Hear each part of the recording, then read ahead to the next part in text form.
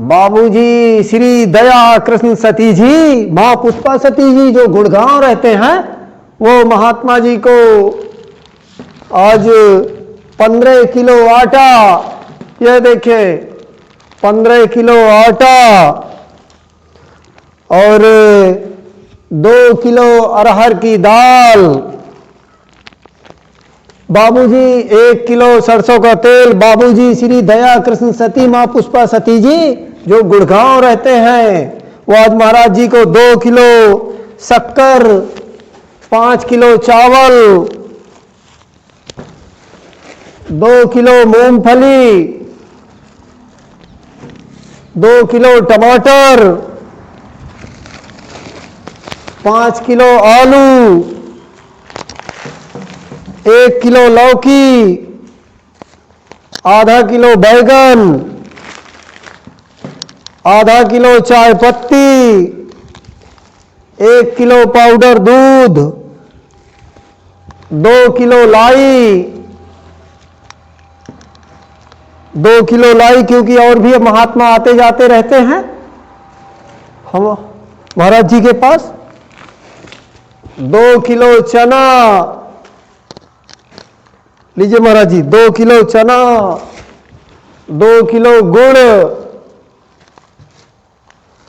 ये लीजिए महाराज जी 2 किलो गुड़, 2 साबुन बर्तन धोने वाले विम बार, 1 दर्जन मच्छर अगरबत्ती,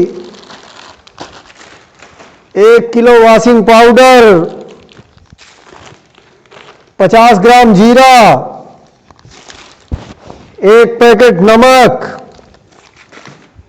1 आंवला तेल, 1 मंजन, 1 माचिस और महाराज जी 2 किलो केला। आज आप व्रत भी हैं, तो यह सब सेवा बाबूजी श्री दया कृष्ण सती माँ पुष्पा सती जी ने भेंट किया है, जो गुड़गांव रहते हैं। और महाराज जी आपके लिए 500 रुपए दक्षिणा, ताकि आप 1 महीने खर्च करते रहें। तो महाराज जी थोड़ा गिन के बताइए। ये 5 है बेटे, 500 रुपये। जी जी, दक्षिणा भी उन्होंने ही भेंट किया है। हमारे दानवीर सती परिवार के सौजन्य से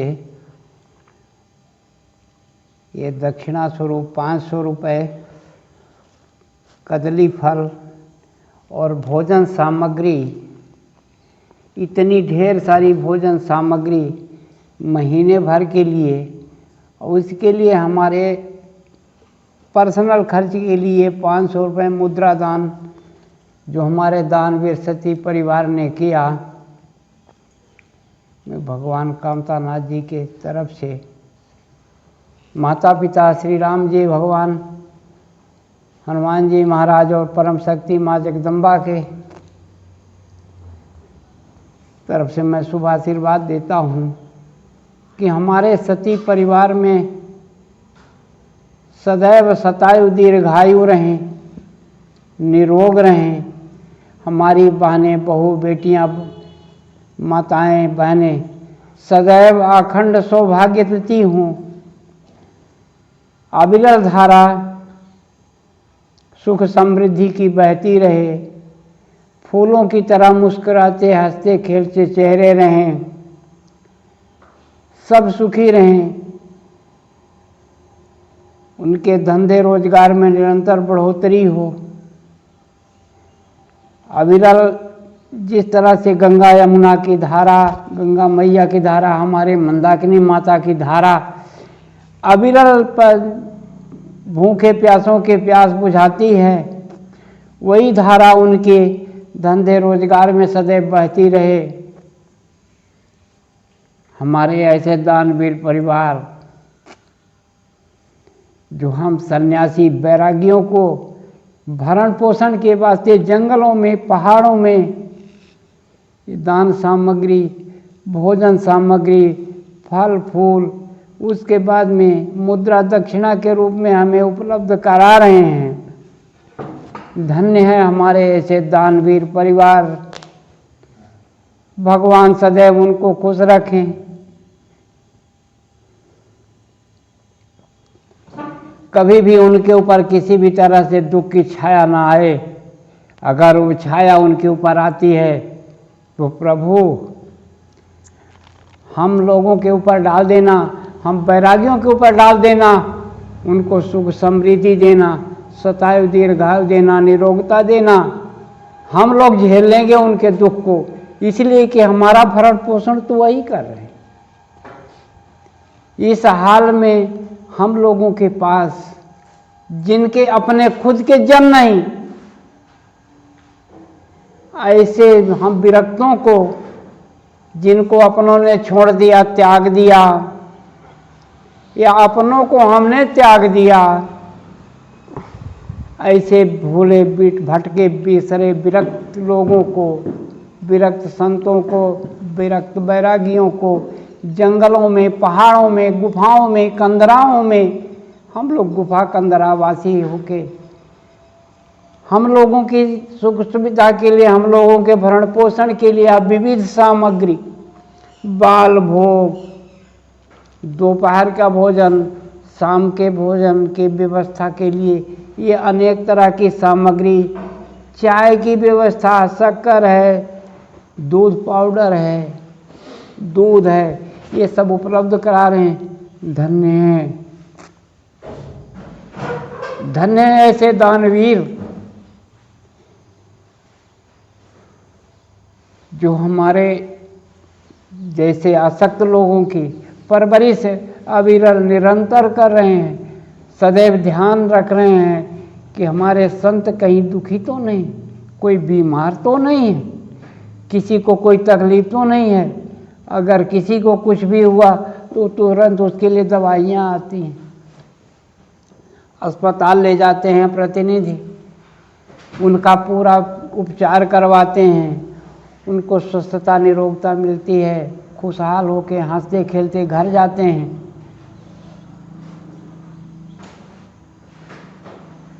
प्रभु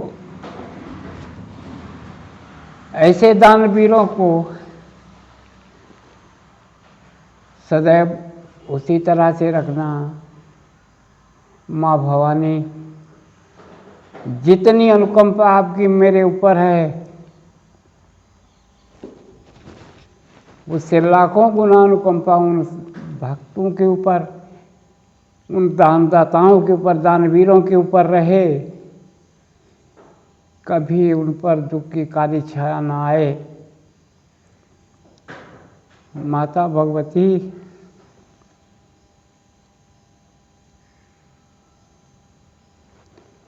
मुझे कभी कुछ मत देना। महाराज जी आप दुखी हो गए? शरीर भर गया। दूसरी आंख में मोतियाबिंद होने के नाते से रामायण भी पढ़ना बंद कर दिया, लेकिन इमरजेंसी के लिए फिर भी मैंने कह दिया था कि अब यदि आश्रम के अंतर्गत कोई काम हो तो थोड़ा मैं आपका सहयोग दे दूंगा।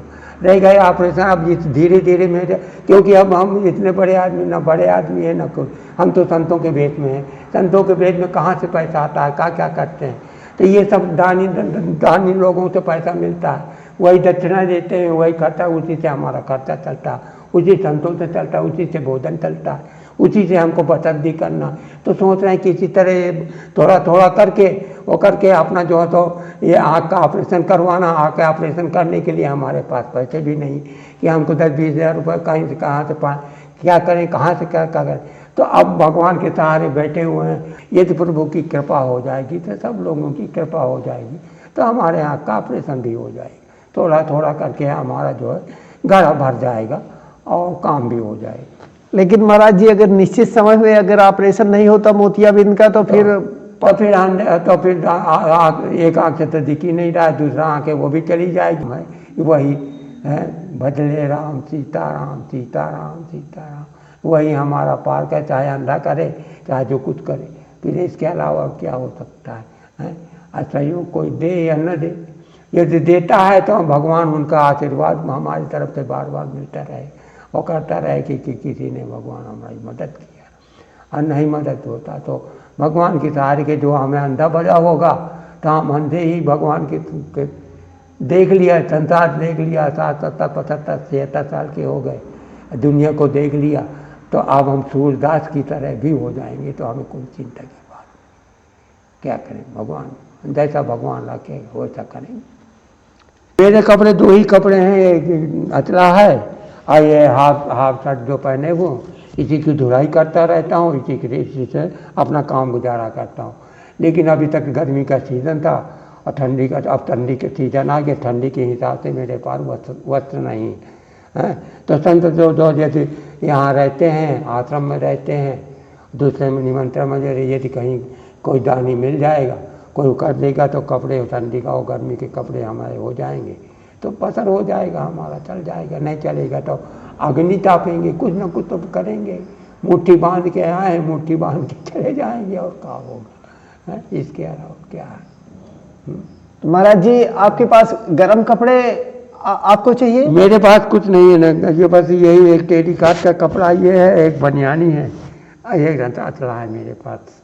और मान लो ठंडी है तो ठंडी में कहाँ मिलेगा, गर्म कपड़े होने चाहिए, इनर होने चाहिए, कब मोजा जो मोजे होने चाहिए, हाथ की मोजे तरीके नहीं है तो स्वेटर होना चाहिए, शाल होना चाहिए, कुछ ना कुछ व्यवस्था तो इनकी होनी चाहिए। तो ये भगवान करेगा, ईश्वर करेगा, हम ना कर पाएंगे, क्योंकि हमारे बस की बात नहीं है। परमात्मा के ऊपर के वाले ईश्वर जैसे कहेगा वैसे परिणाम किसी को देगा, उसी तरह से हमारा जो उसमें उद्धार होगा, उनका कल्याण होगा। और जैसे जी महाराज जी, तो आपको कभी आप एक ही जोड़ी कपड़े पहन के डेली उसको धुलते हैं?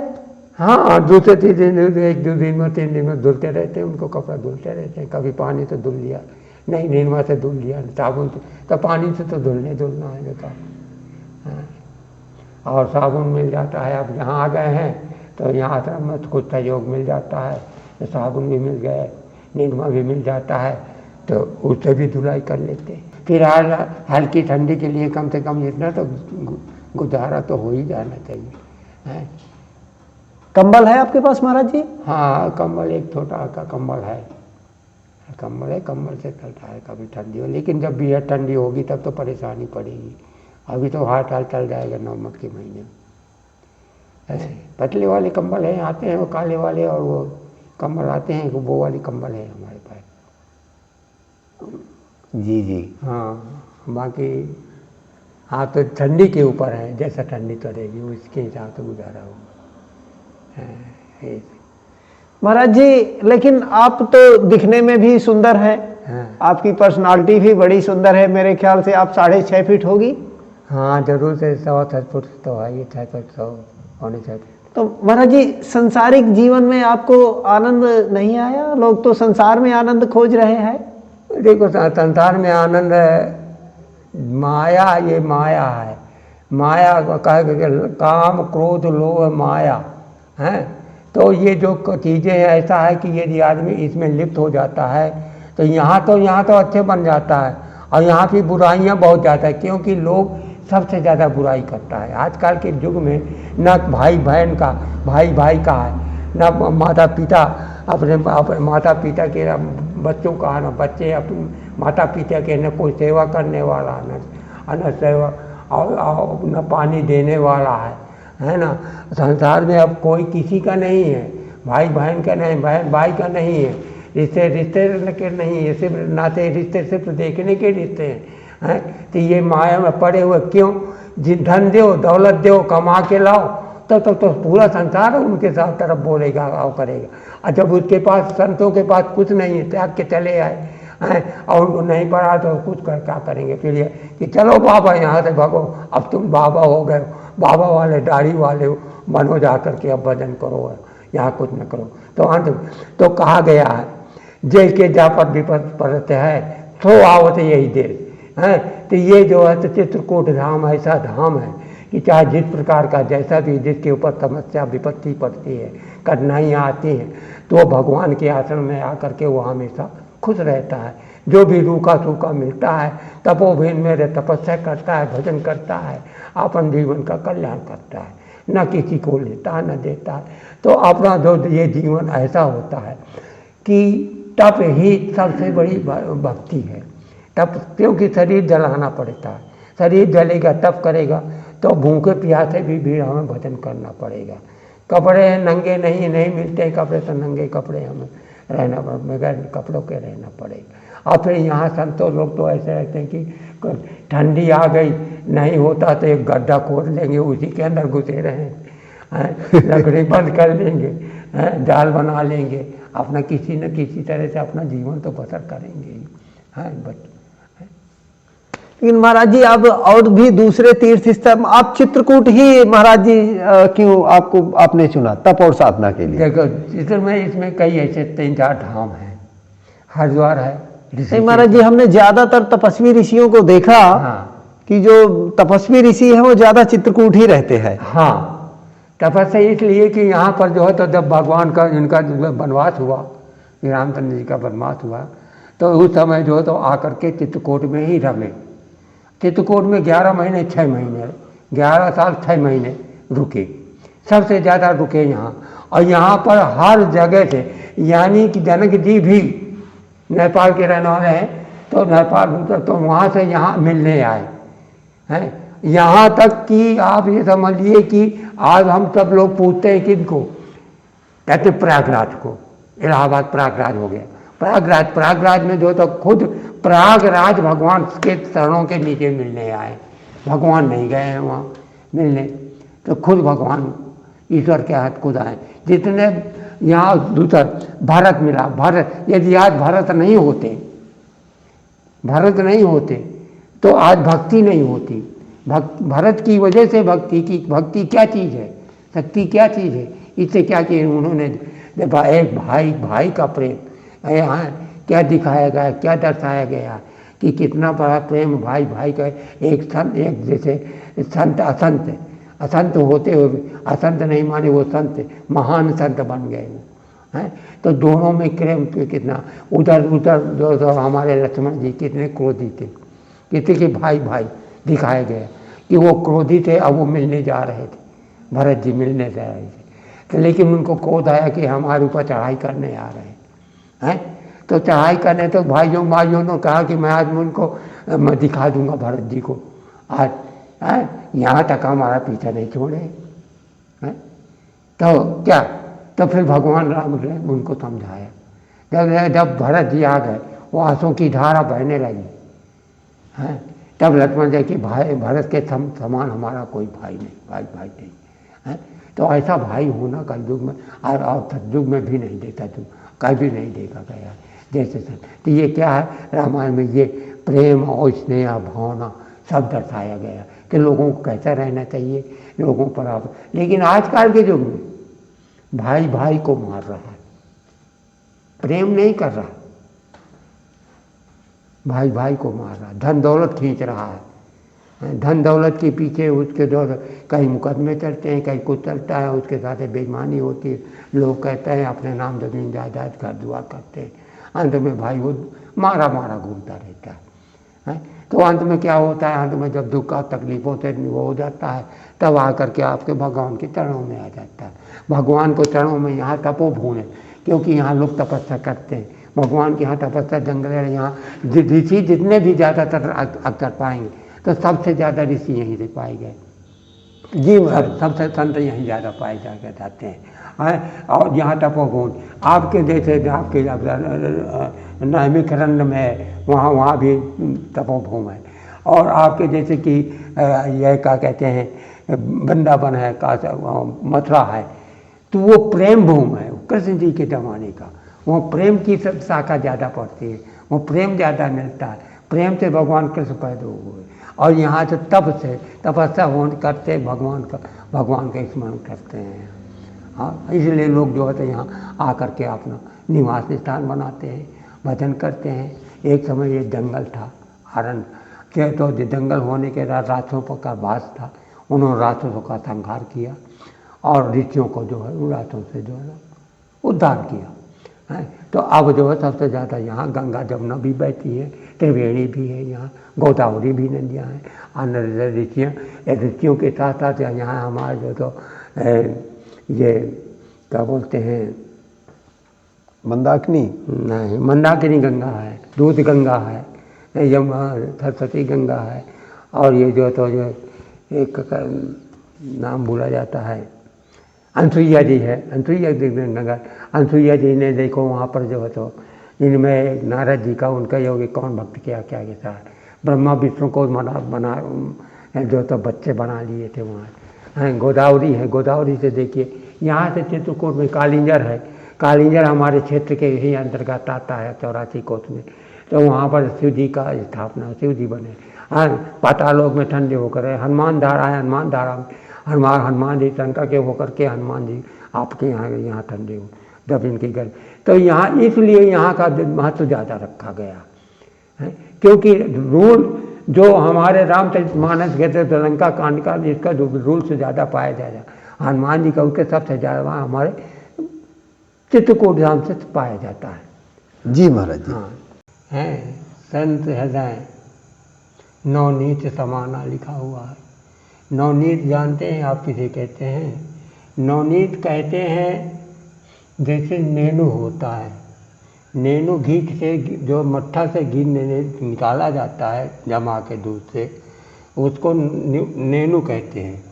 वो नवनीत इतना मुलायम होता है, इतना वो होता है, तो संत उसी तरह के होते हैं कि उसमें पानी पड़ने पर भी वो पानी को अलग छोड़ देता है।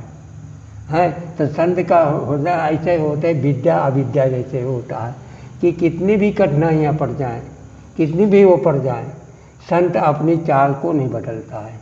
अपने चंदन की तरह, जैसे चंदन में लपटे रहते हैं सर्प, तो चंदन कभी नहीं, चंदन को यदि कुल्हाड़ी बीच से काटा जाए तो चंदन इतना सुगंधित होता है कि वो अपने आप पर न होकर के लोहे को, जो लोहे का बना हुआ कुठार है, उनका कुल्हाड़ी है, उसको सुगंधित कर देती है।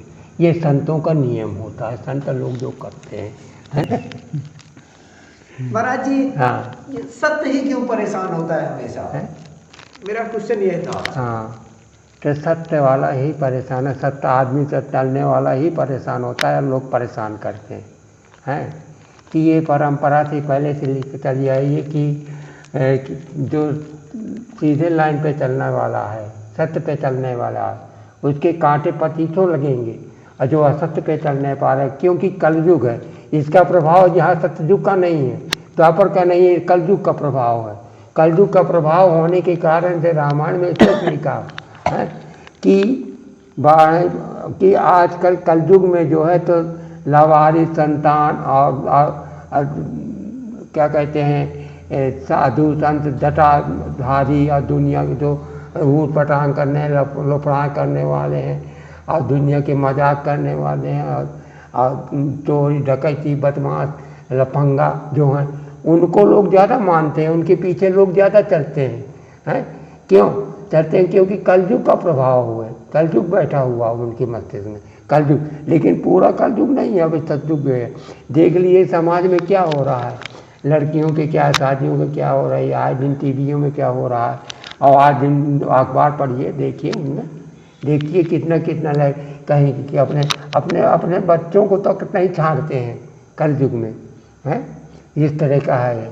तो सतयुग में जो धर्म चलने वाला, और रामायण हमारे धर्म पे चलना सिखाती, रोज रामायण हमको सिखाती है धर्म पे चलने, लेकिन कलयुग नहीं चलने देता है।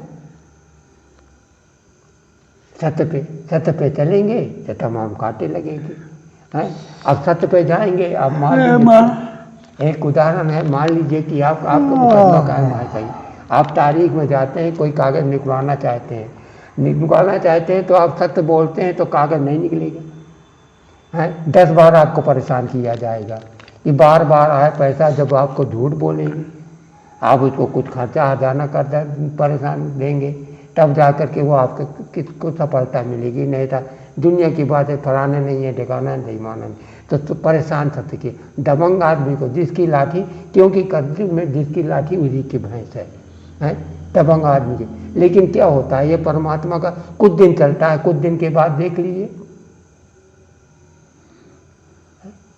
और सतयुग में जो कलयुग में जो सत्य सच्चाई छिप नहीं सकती झूठे वसूलों से, और खुशबू आ नहीं सकती कभी कागज के फूलों से। जो सत्यता है वो कभी छिपने वाली नहीं है। हैं। जैसे हीरा है, हीरा को पराना में कहीं भी छिपा दीजिए, लेकिन हीरा अपने आप बताएगा कि मैं हीरा हूँ। सत्यता वो हींग का लत्ता लत्ता कपड़ा होता है, ये हींग बांधने वाला तो अपने आप बताएगा, और किताब कितनी भी धुलाई की जाए, लेकिन उसके अंदर जो सुगंधित है, तो सुगंधित वाला वो कपड़ा अपने आप को ओपन नहीं करेगा कि मैं कैसा हूँ क्या हूँ, हैं। क्योंकि उस सत्यता को अपने आप बताए, वो छिपने वाली, कितना भी उसमें लोग विरोध पैदा करें, हैं। तो सत्यता में हमेशा मारा जाता है, हर आदमी मारा जाता है। हाँ, और सत्यता के पीछे अब रावण रहा, रावण जात का ब्राह्मण था, ब्राह्मण है, ब्राह्मण कुल में रह करके उससे जैसे विद्वान अज्ञानी कोई नहीं था, लेकिन कुछ उसमें अवगुण थे, जिसके कारण से वो मारा गया। राक्षस की उपाधि हुई तो क्यों? कर्म के बदौलत।